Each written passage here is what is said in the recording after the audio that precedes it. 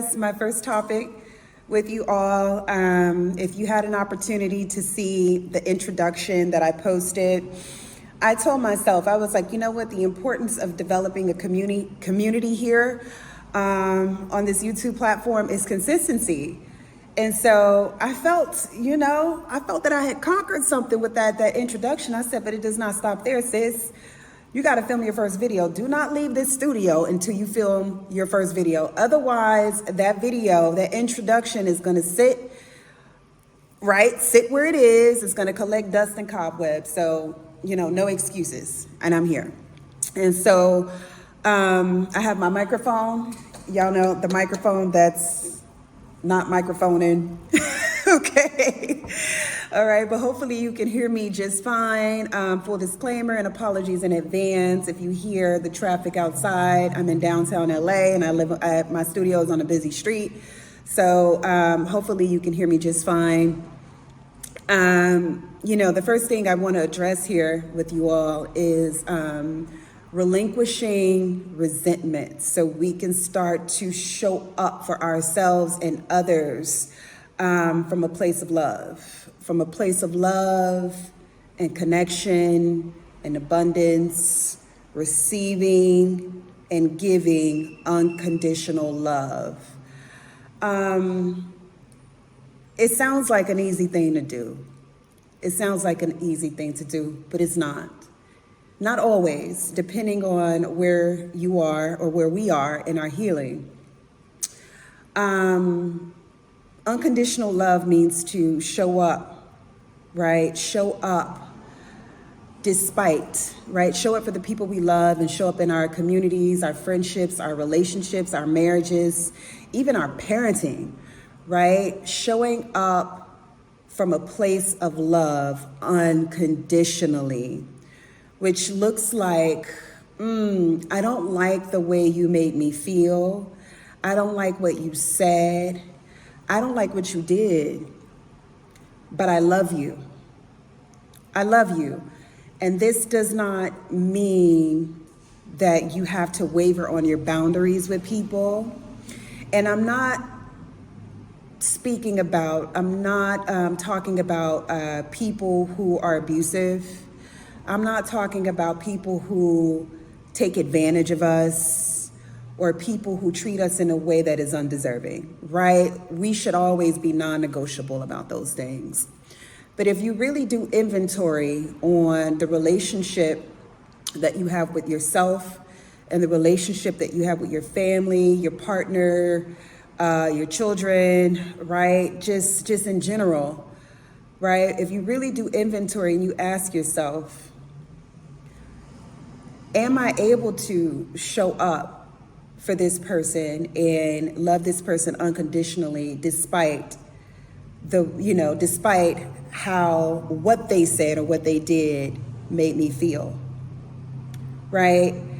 And that doesn't mean that we should be absent of setting boundaries with other people. That's not what that means, right? But can you hold space for two things at the same time, right? Can you still be kind, loving, compassionate, and supportive of your children, even when they forgot to wash the dishes? Or even when they tell you they're going to do something and they don't do it, right? We develop resentments and we harbor resentments in so many different ways, right? That's like, for another example, in a relationship, I love my boyfriend, I love my husband, I love my girlfriend, I love my wife, but she does not do this in accordance to a way that I believe she should or he should, right? And so therefore, I am going to withhold love.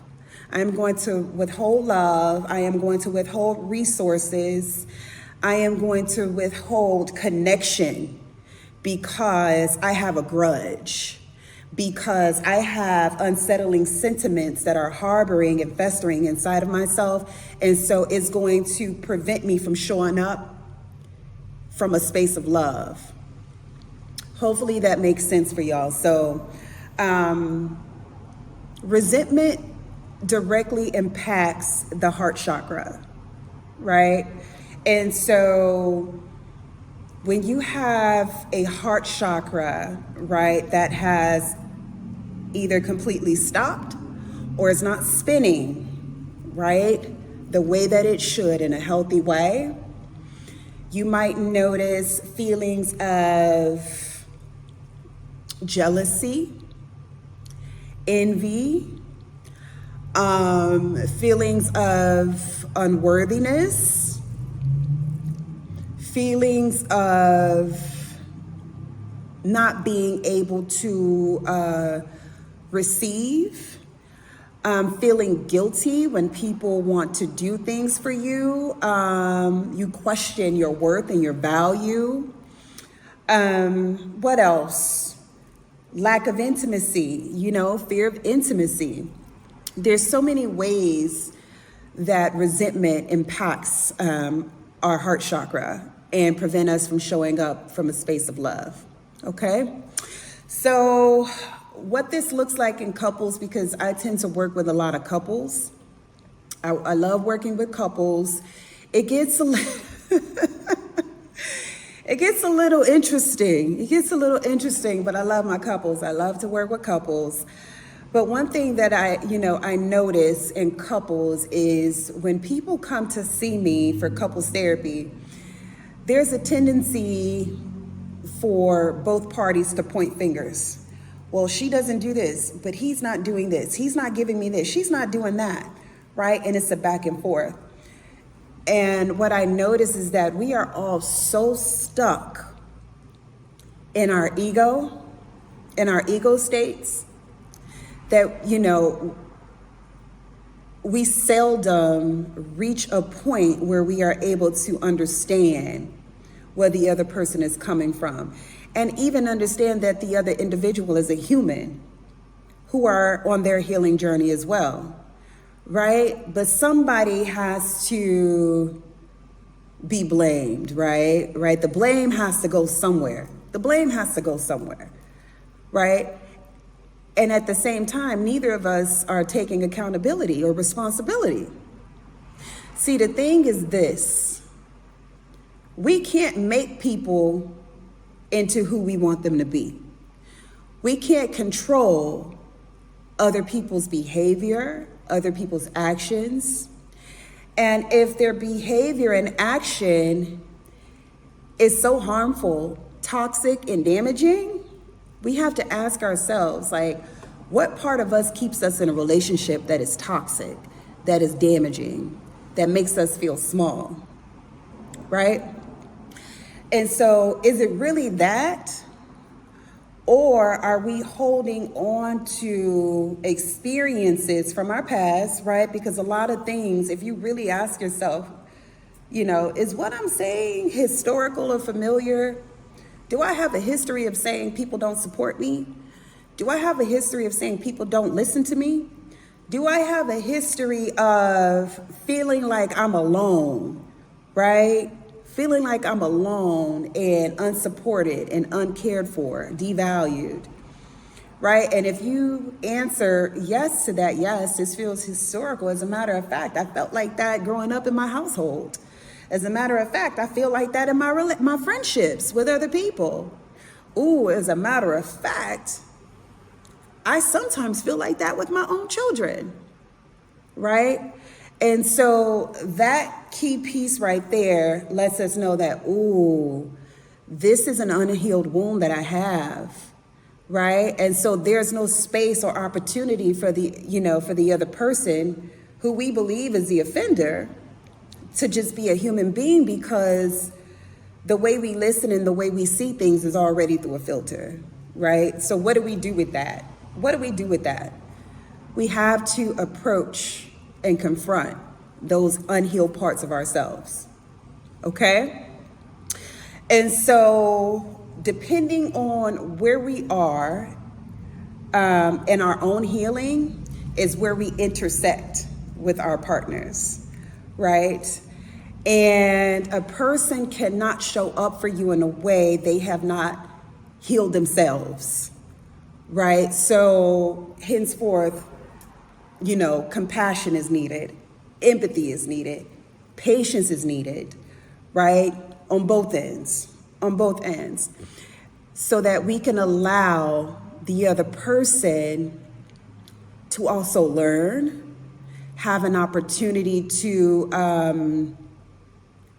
go inside themselves and determine, okay, well, what am I doing to impact my partner this way? What am I doing to cause the other person to feel this way? And 9 times out of 10, no one's going to reach that point if we feel attacked, if we feel blamed, if the other person is always the victim, right? So what do we have to do in order to meet each other, right? What do we have to do? We have to show up from a place of love. And then we have to go back and we have to say, okay, am I asking for something in this relationship, in this marriage, or in this friendship that I haven't learned to give to myself? Because no matter how much change there is from your partner, no matter how much change happens from your partner, it will never be enough for you. Because you've been telling the same story. You've had the same complaint, right? In various facets of your life. So what does that mean? This is a part of myself that I have to heal. And that is a game changer when you realize that, because there is no amount of effort, no amount of work another person can do in a relationship or in a friendship that will ever sustain you, right? You will never feel satiated until you approach yourself from a place of feeling that you are worthy of healing, that you are worthy of love, loving on yourself first, right? And then in turn having that reflected, right, and mirrored back to you, not only in your relationship and in your friendships, but everywhere else. So we have to learn to come from the heart space. Our parents, our employers, our partners, our friends, our family members, they are all valuable players in this game of life that we are living. That's the gag, right? And we don't get to choose how we get our lessons, but they're educators and teachers nonetheless, right? Are we utilizing these experiences, right, to figure out how do we grow and how do we develop as spiritual human beings, having this very human experience? They're teachers, right? And when we learn how to operate from a heart space, it's not about, and if you catch yourself, regressing and say, but what about when they did this? What about what, they are so wrong. No, you see, that's the part that needs healing, because you're already looking to blame. You're already in that space of victimhood. I'm not talking about being victimized. Victimization and victimhood are two completely different things. We can be victimized by trauma. We can be victimized by bullying. We can be victimized of several things, right? We can be victimized by being cheated on. We could be victimized by, an employer treating us in a way that makes us feel small or insignificant, right? Victimization shows up in several ways, right? Victimhood very much looks like, this happened to me, and as a result, I'm going to sit in this. I am choosing this, right? And that's not what we want to do. We want to take these occurrences and these interactions and these experiences and learn from them. That is the game changer. And we can only do that by operating from a heart space, from that heart chakra, cleansing and clearing that heart chakra so that we can transcend blame, we can transcend ego, we can transcend, victimization, right? And evolve into, our higher selves. And so that's the thing. And in doing this, we realize that, wow, This doesn't impact me. This doesn't impact me. It doesn't excuse what, people have done to you. It doesn't excuse other people's behavior. What it does mean is that you have just shifted. You have just evolved, right? To a higher frequency. I know a lot of people talk about, I'm vibrating on a different frequency, and, it's, it's not that easy, right? Right? In order to evolve and to shift to that higher frequency, that higher dimension, that can only come from within.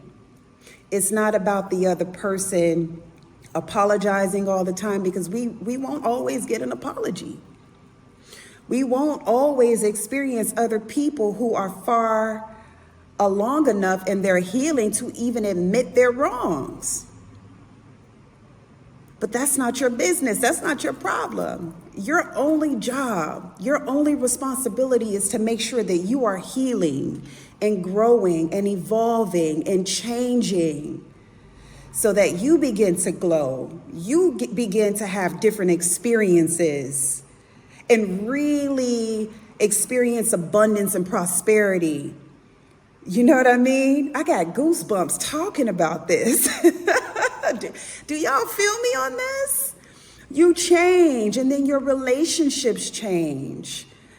You no longer see or even encounter friendships that, treat you in a way that is undeserving. You no longer experience, lack and limitation in your relationships, in your workspaces, right? No one can do that for you, but take the message, take the lesson, because every player is a valuable character in your life experience. They are here to teach you something. And so I'm going to follow up on this heart chakra meditation that I created through an experience of my own last week. And it was powerful, y'all. When I tell y'all, it was powerful, and I can't wait to share this with y'all. So stay tuned, stay blessed, much love, peace and blessings. And I'm gonna hit you all with that video very soon. Don't forget to subscribe, like, and share this video. Peace.